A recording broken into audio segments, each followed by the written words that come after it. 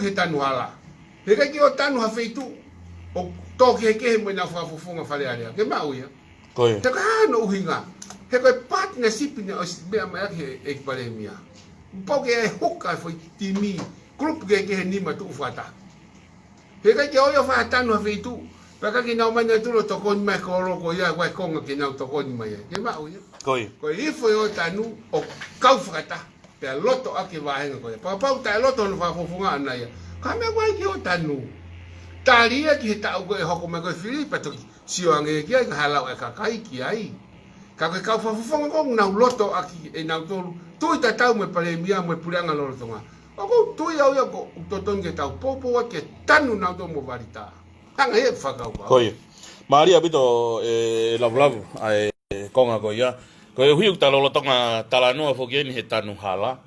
Ko e manatu bena ta polo kalama fa mui ko polo kalama mo la manu ko polo kalama ko ta polo kalama fa mui ai. Na ke fa mala ala fa mahino ai. O ku kai ke kau ko ke ya ha o kau taha tanu hala. Pe kai ke ai mo ha kau taha tanu hala a lot nuku. O ku to ia nga fa matala ko o mai he taimin i he social media o pehe.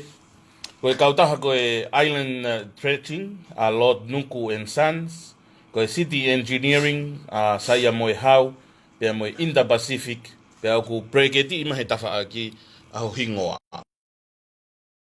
Ko e haho tari ke foi tafa aki ko e ni. Ko mea koe na talati koe ki mua, kai pite di riu, e mea koe na talati. Oku ikai, ke iai hau kautaha, o kau he tanu hala koe ni apuleanga. Pea mo lot nuku, o ikai iloi aki ai, o kai kia hana kautaha na tu. Lau, kau giai peha kautaha, giai hau kaunga ki ai. Whenga awe aki, pe ko hawhahinga. Kato kautaha koe, e tahau e tonga ni, ko kaunga ta mea mona tu, ko mahin kato mona tu. O wa uki, hahake mo hiu, ko ilo kato pena tu. Wa be ngai kautaha ni, na whi mau tokoni, ya haki. Tala i whare, pe ko hatala noa. Fia mau tokoni ngai mea mei muri, pe ko lo tonga ni, o atape o ka whenga kautaha pe ki utala no mona tu. Ka koe mea ko tala atu. Koe kautaha koe, o kuna whai e tana, ihe mai. Na contract ikai oku ikai ko me poi na tala tu ma pe ko ngai hua ma ko hai ko ana tausinga ko ka ta ni pe ko mo friend mo an tausinga ko tala mai beto ko ta ka o ni hanga pulusi mai mahalo na pe he ko matala ia ko o takihala pe ko loi ko anga ia ni fa matala ia ana ka ke tu ko aku ko me ko na tala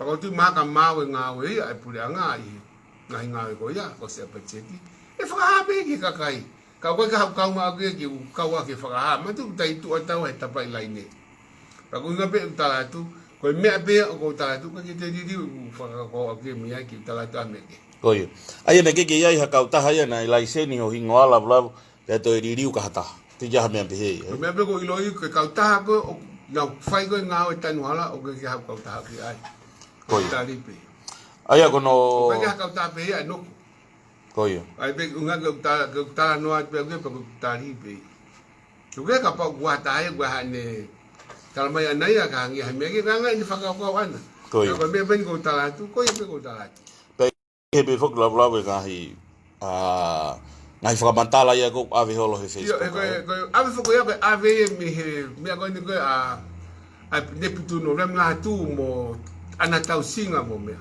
Ka ke ko ngai whakaanga pēia mo. Anga pēia tōke ke anga ngai whakaukau. Me anga e nau tau whehi mo anga e nau kai ke nau tui ke tau whakaukau. Ta tau pak nau tau taina pe nau tōlu ia. Koe ha e nau whakaukau. Nau tau taina pe nau tōlu ia. Ki he nau whakaukau. Mo ea mea anga mea e nau lau mo ea. Ta pe nau tōlu ia Tapi ke ha ngo ia love na pulusi ho kalon kari he ko si fe ka mo ngai ka ta ko ni ne mantu ko aku ne ia ai ngo ne o tu he ka ko ta ko ngo ko ya ko ne ta mai an ta singa ne o te pe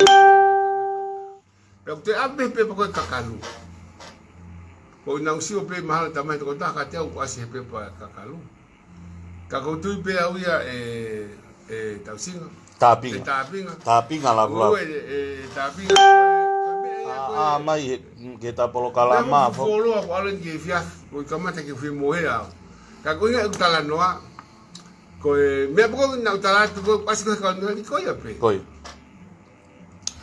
ko to ya ka veinga fika wa como tanu hala o que fie fika mala ala mai o ka tu yo na ke o si fika ha be ko ke ko heta polo kalama ki mo wa o que ai ho ko ya te nga wa ki fu maka ko ya heta nu hala ko ni ki imagino pe nga ya maka ko ka ga pe fu maka ka ko ke nga fa pa